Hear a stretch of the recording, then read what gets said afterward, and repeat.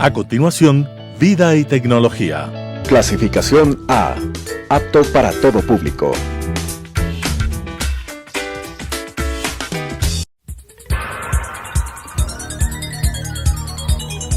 Las opiniones vertidas en este espacio por la producción y dirección del programa son de exclusiva responsabilidad de sus autores y de quienes intervienen en ellos. Telesucesos Canal 29 UHF presenta Vida y Tecnología, descifrando los códigos que marcan la vida moderna, con la conducción de Paulina Paredes. Vida y Tecnología. Hola amigos, gracias por acompañarnos nuevamente. Esto es Vida y Tecnología. Y durante estas semanas vamos a seguir hablando de esos retos que tenemos como sociedad para involucrar más a las personas en el área de tecnología. Nosotros estamos convencidos de que apostar a la tecnología es una de las opciones del país, porque no necesitas una infraestructura muy grande, telecomunicaciones sí, pero sobre todo más personas que quieran trabajar en esta área. Y además queremos hablar de la conformación de los equipos creativos en el área de tecnología, porque es básicamente un área donde la creatividad es la que prima.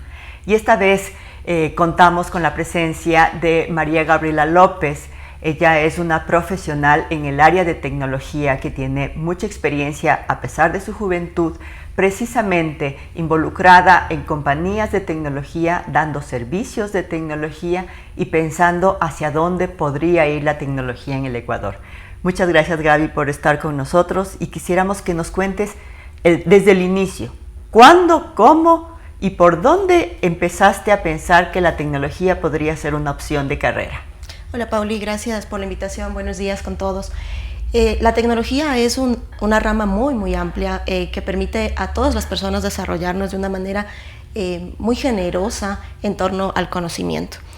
Recuerdo que cuando decidí estudiar la carrera de tecnología fue porque siempre me pareció interesante conocer cómo funcionan todos los elementos, saber técnicamente cómo se crean, cómo se van desarrollando y sobre todo cuál era el uso que se le podía dar en nuestro entorno y en nuestro desarrollo. ¿Qué edad tenías cuando empezaste a pensar que la tecnología podría ser una opción de tu carrera? La verdad, era muy joven, tenía alrededor de unos 12, 13 años cuando estaba en el colegio apenas. Y claro, me llamaba mucho la atención en ese momento los juegos que para esa época eran bastante sencillos y llamaban mucho la atención a quienes éramos jóvenes en ese momento. Y me ponía a pensar de dónde salen, cómo funcionan, cómo es que podemos ver eso en una pantalla.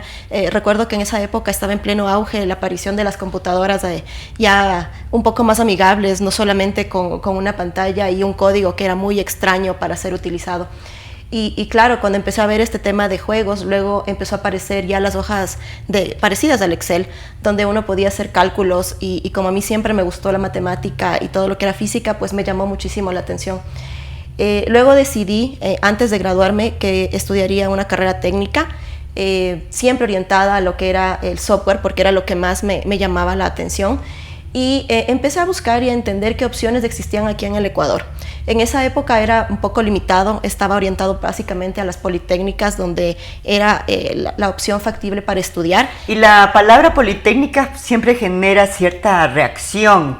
¿Qué decían, por ejemplo, en tu familia y tus compañeros de clase? Porque está, según un reporte de Naciones Unidas, dice que el Ecuador tiene apenas el 41% de mujeres en la ciencia y creen que la principal barrera para que esto suceda es una barrera cultural.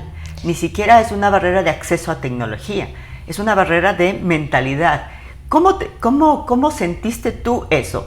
¿Cuáles eran los pros y los contras que tú analizabas y tu entorno? Es decir, tu familia, tus amigos, ¿qué te decían al respecto? Bueno, siempre en mi familia tuve mucho apoyo, la verdad. Mi familia, a pesar de tener un enfoque más al tema financiero, claro, la expectativa era que yo también vaya por ese camino. Y claro, cuando yo propuse que quería estudiar todo lo que tenía que ver con tecnología, en mi casa tuve bastante apoyo porque siempre fue así, siempre tuve muchos aportes respecto a mi carrera, entonces no tuve problema en el entorno familiar. Sí percibí que había un tema cultural, como tú bien mencionas, en la universidad ya. desde enfocarse a que en las aulas el 90% de los estudiantes eran varones en la carrera que yo estudiaba. Y solamente recuerdo que empezamos la carrera unas 6 mujeres y nos graduamos 4. Siendo más o menos unos 30 hombres que nos acompañaban durante la carrera. Eso hizo que, claro, el entorno, que de hecho los profesores eran el 95% hombres, sí tengan ese tinte de alguna manera del machismo que todavía existía en su momento y que limitaba un poco, si bien no era frontal el tema, pero a veces habían comentarios que uno escuchaba en el pasillo y que podían ser un poco molestos. Claro que como en ese momento uno tiene el ímpetu de estudiar y de continuar y de graduarse, pues la verdad son cosas superfluas que uno las deja pasar. Pero luego cuando uno piensa y hace retrospectiva de lo que ocurría, uno se da cuenta que a nivel cultural de hecho falta muchísimo en el país. Yo he visto cómo durante los años esto ha cambiado y ha mejorado mucho, pero no es algo de un día al otro, es algo que ha tomado muchísimo tiempo a la sociedad, al mundo, entender cómo permitirle a la mujer trabajar en estos equipos multidisciplinarios. La mujer tiene este tinte y esta calidez humana que hace que su trabajo se desenvuelva en un ambiente más cálido. Y nos da a nosotros una facilidad de liderazgo.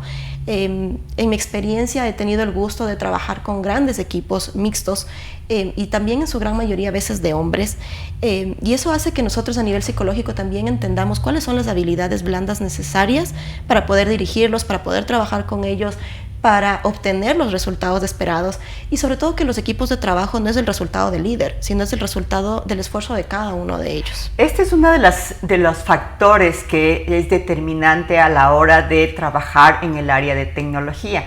Como hablábamos al inicio, el tema creatividad, y resulta que para tener un proceso de creatividad más exitoso, acelerado y más eficiente, implica tener diferentes visiones del mismo problema al que te estás enfrentando. Y eso es lo que en muchas compañías, especialmente las grandes compañías del mundo, se plantean como una necesidad imperiosa. Es decir, siempre tienes que trabajar con gente diferente a ti, porque lo que hacen es buscar esos puntos de vista diferentes para encontrar nuevos caminos. Como les decimos, en la creación de tecnología, ese es el factor diferenciador, tener equipos multidisciplinarios y tener equipos diferentes, donde la diversidad sea el factor en común. Y eso, por ejemplo, se ve limitado en las compañías, sobre todo en las áreas de tecnología, donde ves la gran mayoría de varones trabajando en equipos. Es correcto. Cuando yo me inserté en el mercado laboral, para mí fue una experiencia bastante importante, porque empecé a trabajar en una empresa de renombre mundial, Microsoft del Ecuador, donde empecé haciendo pasantías y conocer cómo era el entorno, que siempre tuve un conocimiento muy técnico, y eso lo agradezco mucho a la formación profesional que tuve. Pero luego cuando uno se inserta ya en el mercado laboral se da cuenta que lo técnico no es todo. Exacto. Que hay muchas habilidades adicionales que uno tiene que desarrollar. Entre esas habilidades blandas yo las aprendí mucho aquí. Pude conocer a otro tipo de personas, me desenvolví ya en el ámbito comercial, y eso cambia mucho el aspecto profesional de cada persona. A veces las mujeres y los hombres también nos enfocamos mucho en desarrollarnos técnicamente, en enfocarnos solo en nuestra profesión, pero el mundo es un lugar lleno de oportunidades donde si no nos formamos integralmente no vamos a tener ninguna cabida, y la verdad las oportunidades se van a reducir. Luego de esta experiencia que, como te mencionaba, en Microsoft fue muy importante, porque ellos abren la puerta a los estudiantes para que conozcan, para que practiquen, para que sepan cómo es el mundo laboral.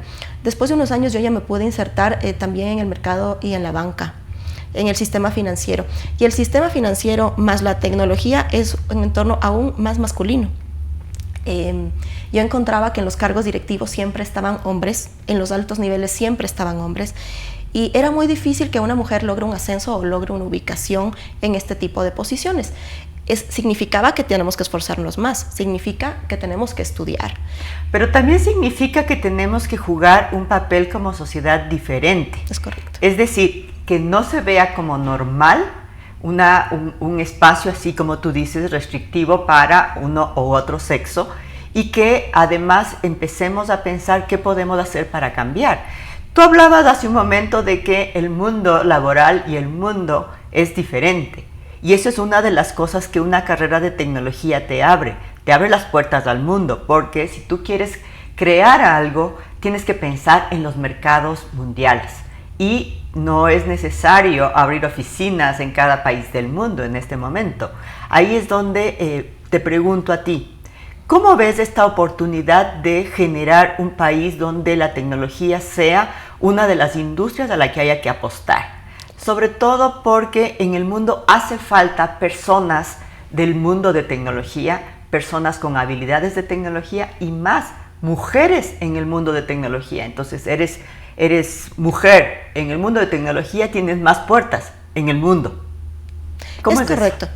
Lo que tú dices es muy correcto. El mundo tiene gran apertura justamente para que todo el mercado laboral se abra, y esto es porque hoy con la pandemia nos hemos dado cuenta que las barreras de tener oficinas, de que es necesario tener un lugar físico donde ir, se han reducido. Y que ahora todos tenemos la capacidad. Había un mito de que en el Ecuador no era factible que todos tengan un celular inteligente, que todo el mundo tenga acceso a internet. Si bien no es el 100%, pero hoy una gran cantidad de personas han perdido ese miedo, porque tenían el espacio, tenían la tecnología, pero tenían un temor que era la inseguridad de la pérdida de datos, la inseguridad del manejo de su información. Pero hoy hace que se haya demostrado que estos elementos tecnológicos nos facilitan la vida. Esto hace hoy también que el trabajo y todo el aspecto laboral, la gran mayoría hoy se encuentra trabajando desde sus hogares. Las mujeres hemos tenido más facilidad porque podemos interactuar en nuestro trabajo, podemos compartir en nuestros hogares, podemos tener una serie de actividades más complejas, sí, en su día a día, pero nos permiten que podamos ejecutarlo de mejor manera. ¿Y qué es lo que ocurre hoy? Que, por ejemplo, en empresas como la que hoy trabajo en Beltec, es una empresa que trabaja a nivel regional y no importa en qué país te encuentres, porque tú estás prestando tus funciones desde tu hogar y estás haciendo exactamente el mismo trabajo, cumpliendo tus responsabilidades y haciendo lo que tu rol lo amerita, sin necesidad de estar presencialmente en una oficina, exponiéndonos en este momento a un tema de salud. También hay una optimización porque nos evitamos el tiempo de traslados, el tráfico, hay una serie de beneficios. También hay una serie de retos, porque es posible, es correcto. Las casas tienen también esos retos, ¿no? Cuando uno trabaja desde casa, muchas veces se suele disipar el límite entre lo que estoy haciendo de trabajo versus el tema de la casa o nuestro entorno, nuestra familia cercana que está con nosotros ahí y que necesitamos dividir espacios, dividir tiempos, y sobre todo lo que ha pasado en estos tiempos, que ha habido extra trabajo, tiempos extendidos de trabajo, pero también la relación con las tareas de la casa. Y ahí nuevamente el tema mujer se ha complicado mucho. Entonces, eso es otro de los factores culturales que tenemos que también empezar a pensar.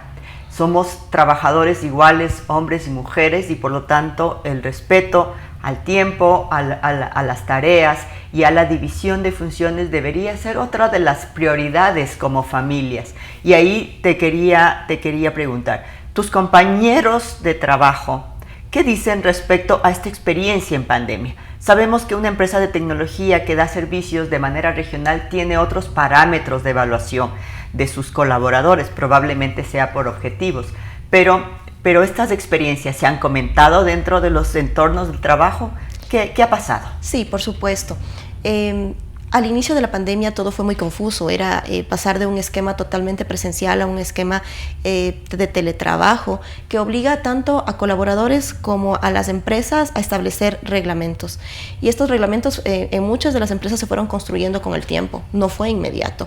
Y eso obviamente obligó a muchas de las personas a que se vean abocadas a tener una extensión en sus horarios laborales, en que no haya un límite inicialmente, pero esto depende mucho del liderazgo de las organizaciones. En nuestro caso particular tuvimos un respeto total al tiempo de vida personal, al espacio personal, y eso es muy valioso. No todas las empresas he escuchado comentarios, y nosotros que conversábamos al interno con nuestro equipo de trabajo y también con la gente que estamos con nuestros clientes, se veían experiencias de todo tipo. En nuestro caso sí tuvimos todas las normativas y todas las políticas para respetar los horarios de trabajo. respetar el espacio personal. A veces pensábamos en, claro, está en casa, tiene acceso a la computadora, tiene el teléfono disponible 24/7, pero eso se vuelve inmanejable. Y claro, hay que mantener el respeto. Entonces, nosotros sí logramos establecer ese equilibrio, pero depende mucho del liderazgo de las empresas y también de la capacidad de los líderes de los equipos. Porque a veces las normativas de las empresas existen, pero depende mucho del líder que se hagan realidad. Y es ahí cuando cabe ese equilibrio entre la vida personal y profesional. Ahí hablabas tú de las habilidades blandas precisamente que se tienen que tener dentro de los equipos. Es correcto. Las personas tienen que recuperar su calidad de persona a la hora de trabajar en equipo. Y ese es uno de los factores que han salido a flote precisamente en este cambio de paradigmas, en este cambio de la operación de una empresa. Y eso es una de las cosas que creo que el aprendizaje también ha sido muy interesante como sociedad. Es correcto. Mira, durante el tiempo... Este proceso, como te mencionaba, de las habilidades blandas, uno no lo aprende en ninguna escuela, en ninguna universidad. Eso lo aprende con la experiencia. Debo agradecer que durante mi trayectoria profesional me he encontrado con hombres y mujeres que se han convertido en mis mentores, quienes me han guiado, me han enseñado y no solamente en el conocimiento técnico y profesional, que siempre hay que profundizarlo, sino en estas habilidades blandas, en darse el tiempo de preocuparse por cada uno de los miembros del equipo de trabajo. A veces es más allá de preguntarle cómo estás, sino realmente de interiorizar, de cómo se desenvuelve, de qué es lo que ocurre. Hay cambios actitudinales que uno debe reconocer en las personas, debe reconocer el rendimiento, a veces por qué se dilata algo o por qué no se cumple algo, algo está ocurriendo. Ahora en la pandemia hemos visto que, por ejemplo, estamos en las videollamadas y por ahí pasa un niño corriendo o se escucha un perro, pero es la normalidad hoy. Porque estamos en nuestro hogar. En nuestro hogar hemos convertido a la oficina a la que íbamos y hoy es una herramienta de trabajo. Entonces todos hemos buscado un espacio que nos permita trabajar de la manera más cómoda, pero al final es una adaptación en nuestros hogares y hay que darle el respeto justamente a la familia, a nuestra vida personal, a nuestro equilibrio y a nuestra salud. Porque al final del día esto se ve reflejado en cómo nos vemos, en cómo estamos de salud, si nos nutrimos bien. Ha pasado, ¿no? Gente que está en reuniones en la hora del almuerzo, no puede comer, no tiene el tiempo y eso hay que eliminarlo porque la gente necesita el espacio y eso depende solamente de los líderes. Sí, pensábamos al inicio que la tecnología nos iba a poner más facilidades y resulta que como todo tiene sus pros y sus contras. Ahí es donde te quería preguntar. ¿Tú cuándo crees que deberíamos apostar como sociedad a un proyecto de tener una matriz de productividad con tecnología y sobre todo más empresas relacionadas con tecnología para potenciar servicios a nivel mundial? La experiencia que tú nos comentabas al inicio de que muy pronto en tu adolescencia empezaste a pensar que la tecnología era una opción. ¿Qué hace falta para que más personas, especialmente del sexo femenino, estén involucradas en el mundo de la tecnología? ¿Qué se necesita? ¿Qué tipo de proyectos? ¿A qué apuntar? ¿Cómo convencer? ¿O cómo como familias pensar que podríamos hablar de estos temas en casa? Considero que actualmente existen muchos programas en el que se dedican en las escuelas y universidades a darles información, pero información sobre la carrera y no les comparten qué es lo que ocurre en la realidad. ¿Y qué ocurre en la realidad? Y lo que ocurre en la realidad es que las mujeres tienen temor a una carrera técnica porque hay un mito de que es muy complejo, de que requiere muchas horas de estudio, de que es muy difícil y se ha roto ya el tema de que es masculino, pero el hecho de que nosotras como mujeres pensamos en un entorno en que vamos a formar un hogar, de que somos la persona que dirige ese hogar, la responsabilidad más del trabajo, lo ven como algo que genera temor y hasta cierto punto resistencia. Entonces hay que compartir con las mujeres experiencias que nos generen valor. Por ejemplo, que el mundo de la tecnología abre puertas en todo el entorno, en el agro, en todo tipo de industrias, no solo en la banca, en la tecnología como tal, en la ciencia. Hay muy pocas mujeres dedicadas a la analítica, por ejemplo, de información. Es un campo y eso es uno más de los orientado. campos donde el mundo está requiriendo profesionales y son los mejor pagados del mundo en este momento. Es la carrera del futuro. La información es el elemento que nos va a permitir a todas las empresas de productos y servicios diferenciarnos. Entonces, un profesional o una profesional en la analítica de información, en la analítica del negocio y en la generación de valor, de aquí en adelante va a ser tan valorado y va a tener la mejor paga que posiblemente cualquier otra posición, porque la información va a permitir tomar decisiones oportunas y acertadas a todas las empresas. Entonces, ese es otro de los campos en los que podríamos estar apuntando como sociedad para generar. Yo recuerdo la primera vez que oí que la India se convertía en una potencia mundial en el área de tecnología, empecé a preguntarme por qué, cómo. Y es porque las familias se pusieron como meta tener al menos una persona de su familia que estudiara tecnología, así como muchas veces en nuestras familias soñamos con que alguien sea médico o alguien sea abogado. En ese momento en la India empezó a ponerse esto como prioridad. Yo creo que eso yo no lo he oído en el Ecuador, de que las familias sueñen con tener a alguien de tecnología en su entorno cercano. Y probablemente esa sea la apuesta que tenemos que hacer. Más allá de un proyecto de gobierno o un proyecto de sociedad, es en el primer núcleo familiar el que tenemos que plantearnos esto. Porque hay esas oportunidades, porque vemos que son las carreras mejor pagadas, porque tienes oportunidad de trabajar en cualquier lugar del mundo, desde cualquier lugar del mundo, que esa es otra cosa, que no tienes que irte a trabajar fuera para tener una empresa de tecnología, que en el Ecuador se produce y se generan proyectos súper interesantes de tecnología. Y ahí es donde te digo a ti que tienes esa experiencia desde adentro, cómo fomentar estas carreras de tecnología en las familias. En las familias es importante abrir el espacio a que no sea un temor, como ya mencionaba antes, que eso es la primera barrera que yo la veo. Es un temor a que es algo difícil, oscuro, muy complejo. Hay que quitarle ese temor. En los hogares ahora, como los jóvenes nacen con tecnología, desde muy niños saben cómo es el uso del celular, cómo es el uso de una computadora, de una tablet. No es necesario explicarles, es algo innato. Y con el tiempo simplemente es decirles, mira, una carrera totalmente tecnológica que luego se enlaza con otro tipo de conocimiento, te va a generar un valor más adelante muy, muy elevado. ¿Qué es lo que ocurre? Hoy los niños naturalmente usan la tecnología y para ellos insertarse ya en carreras mucho más profundas en cuanto a la ciencia, de más analítica, de más profundidad, es mucho más sencillo. Entonces hay que potenciar por ese lado en los hogares de que hoy hay las puertas, hay las oportunidades.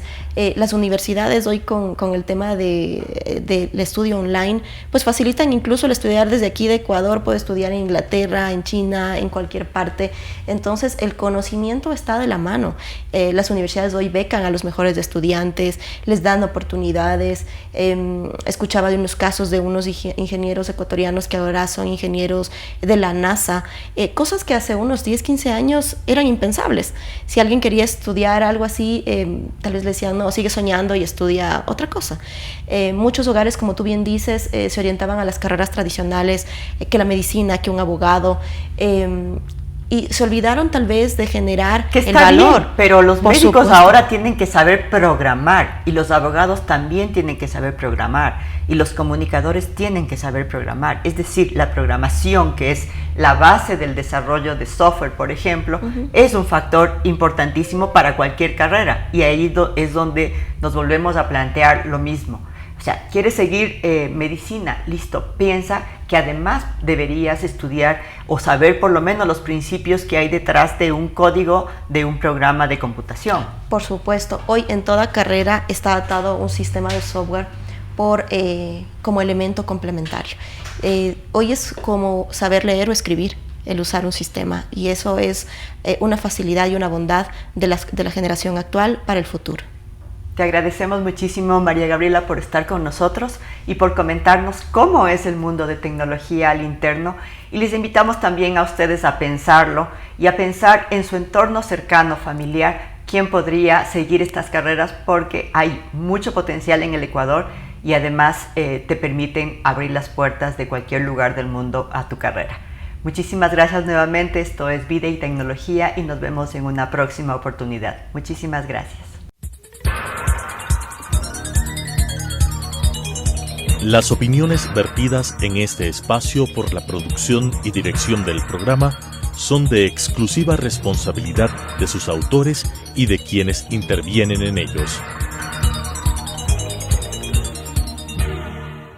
Telesucesos Canal 29 UHF presentó Vida y Tecnología, descifrando los códigos que marcan la vida moderna, con la conducción de Paulina Paredes. Vida y Tecnología.